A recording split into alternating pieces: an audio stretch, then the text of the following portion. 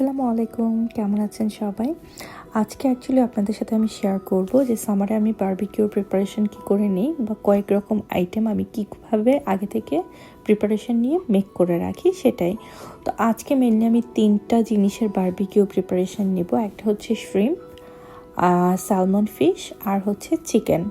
So চিকেনটা হচ্ছে chicken breast. Chicken leg piece তো আর ওইভাবে প্রিপারেশন নেওয়ার কিছুই নেই, জাস্ট ধুয়ে তারপর হচ্ছে আমি মশলা মাখিয়ে রাখি ওভারনাইট, এরপর পরের দিন আমি বারবিকিউ করে নিই।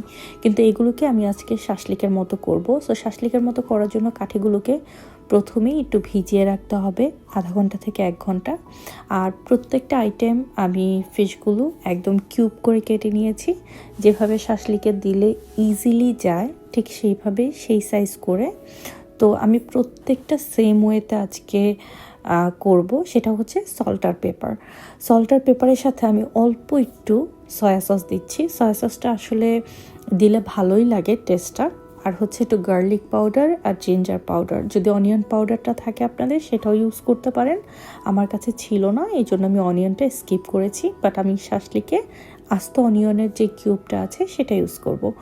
আর সল্ট তো থাকবেই।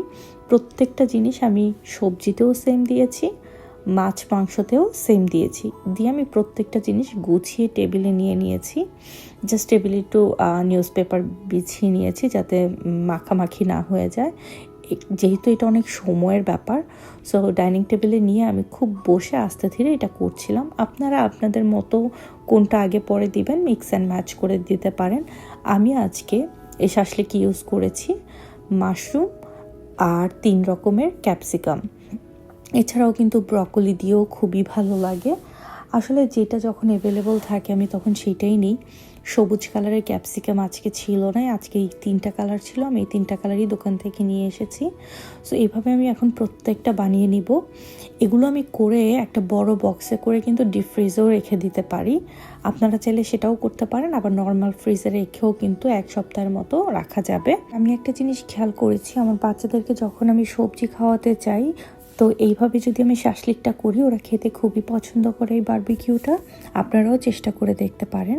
সো সামার আসলে আমি এই কাজটা করে রাখি, সহজ হয়ে যায় অনেক আসলে, কারণ শাসলিকটা একটু সময় সাপেক্ষ ব্যাপার বানানো, তাই আমি এইভাবে আসলে কাজটা কম হওয়ার জন্য অনেকগুলো একদিন সময় করে রাখি।